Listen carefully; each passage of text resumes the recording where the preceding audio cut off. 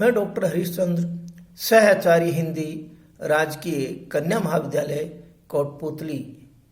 प्रिय विद्यार्थियों, आपको बीए पार्ट 3 के द्वितीय प्रश्न पत्र निबंध के बारे में बताया गया था।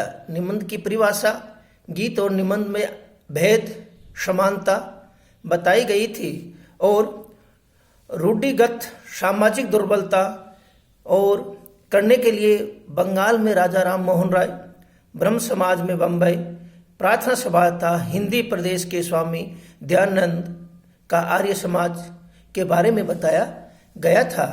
अब आपको निबंध के विकास का जो चक्र है उसके बारे में बताया जाएगा कि निबंध का विकास कर्म जो है, चक्र जो है, सीधा सच्चा विभाजन किया गया है वो इस प्रकार से है। प्रथम है आरंभिक काल, जो भारतेंदु युग सन 1876 से 1902 ईस्वी। मध्यकाल द्विवेदी युग सन 1903 से 1925 ईस्वी तक। तीसरा है आधुनिक काल सन 1925 से जो चलता हुआ आ रहा है। ये निबंध के विकास का जो चक्र है उसके 3 भागों में विभाजन किया गया है: आरंभिक काल, मध्यकाल, आधुनिक काल। आरंभिक काल में भारतेंदु, मध्यकाल में द्विवेदी युग और आधुनिक काल जो चल रहा है वो। तो इसमें निबंध का विकास इस क्रम से चला है। सन 1950 में निबंध का युग आरंभ हुआ। सन 1950 से 1873 तक के मुख्य लेखक स्वामी दयानंद, राजा लक्ष्मण सिंह तथा राजा शिव प्रसाद हैं। सन 1873 में भारतेंदु जी हरीशचंद्र मैगजीन को लेकर 16 वर्ष की अवस्था में हिंदी के रंगमंच पर आए। हरीशचंद्र मैगजीन को लेकर रंगमंच पर आए तब जैसा लिखा जा चुका हिंदी नई चाल में डली। सन 1885 में भारतेंदु लोकांतरित हुए। तभी द्विवेदी जी ने बेकन विचार रत्नावली के द्वारा निबंधों का नवीन आदर्श उपस्थित किया।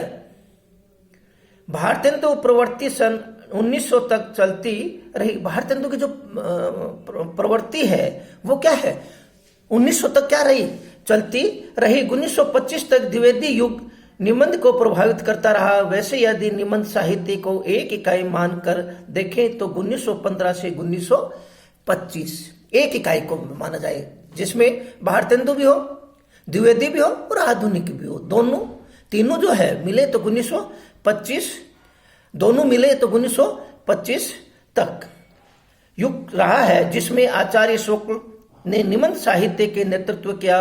सरल रूप में ये कह सकते हैं कि निबंध का विधिवत आरंभ भारतेंदु युग में, द्विवेदी युग में उसका रूप प्रौढ़ता और निखार आया। मतलब प्रौढ़ता तक आया और उसका जो रूप है वो क्या रहा, निबंध का निखरता रहा। किसमें, भारतेंदु और द्विवेदी युग में। शुक्ल युग ने निबंध को गहराई दी। आधुनिक युग में विश्लेषणात्मक शैली का पूर्ण विकास हुआ। अब भारतेंदु युग है। भारतेंदु युग का उत्थान राष्ट्रीय जागरण की मांग थी। भारतेंदु का जो उत्थान है वो किससे था, राष्ट्र के जागरण, राष्ट्र को जागृत करने के लिए इनका क्या था, युग का उत्थान था। सर्वतोमुखी जन जागरण, सबका जन जागरण करने का इनका था। अतः लेखक के सामने यह प्रश्न जटिल नहीं था कि वह क्या लिखे। भारतीय इतिहास की इस युग क्रांति ने उसके लिए अनेक विषयों का द्वार खोल दिया था। चाहे जिधर से वह लिखना प्रारंभ कर सकता था, समस्या यह अवश्य थी कि कैसे लिखे। क्यों कि लिखने में क्या होता है, व्यक्ति को समाज, देश, चारों ओर से उसको क्या है, देखना पड़ता है और लिखते वक्त ये देखना पड़ता है कि किस प्रकार से लिखा जाता है। पाठक राजनीतिक आतंकवाद से खिन्न और अन्यमनस्क था, लेखक की लेखनी स्वतंत्र न थी, क्योंकि जब तक क्या है स्वतंत्र नहीं होती है लेखनी तो वो क्या है लिख नहीं सकता। और राजनीति और आतंकवाद से क्या था, खिन्न था, दुखी था। दुखी होने से क्या है उनकी जो लेखनी है वो स्वतंत्र नहीं थी, वो क्या है किसी के अधीन रहती थी। उसने व्यंग्य का आश्रय लिया, क्योंकि जब तक व्यक्ति क्या है व्यंग्य नहीं करता है तो उसको क्या होती है, चुभन नहीं होती है। चुभन नहीं होती है तो क्या होता है, व्यक्ति का उद्धार नहीं होता, आगे नहीं बढ़ सकता। वही लेखक की लेखनी स्वतंत्र नहीं थी, उसके व्यंग्य का आश्रय लिया। शासक की दुर्बलता और धांधली पर व्यंग्योक्ति ही किसी जा सकती है। व्यंग्य ऐसा जो एक बार खिलखिलाए फिर अंतस्थल को झंझोर दे। क्या कहता है, व्यंग्य ऐसा हो कि एक बार तो व्यक्ति क्या करे, हंसे, परंतु फिर क्या हो, अंदर तक भीतर तक उसको क्या कर दे, झंझोर देता है। उसको उसके लिए क्या कर देता है, बाध्य कर देता है। उसको क्या करता है, उसके लिए सोचने के लिए बाध्य कर देता है। फिर अंतःस्थल को झंकोर दे, अविशिष्ट सत्य को मस्तिष्क के कोने कोने में भर दे। ऐसी व्यंग्योक्तियां सत्य पर सुरमई आवरण डाल देती है। और ऐसी क्या होती है, वो क्या होती है, सत्य होती है। कटुक्तियां को भी निरापाद बना देता है। पाठक की रुचि और मनोवृत्ति को ध्यान में रखकर लेखक ने शुद्ध व्यंग्य और विनोद भी दिया है। क्योंकि लेखक जब तक क्या है शुद्ध व्यंग्य और विनोद नहीं करता है तो वो क्या है, लेखक की क्रिया में नहीं आता है, लेखक की पंक्ति में नहीं आता, लेखक की में नहीं, पंक्तियों में नहीं आता है।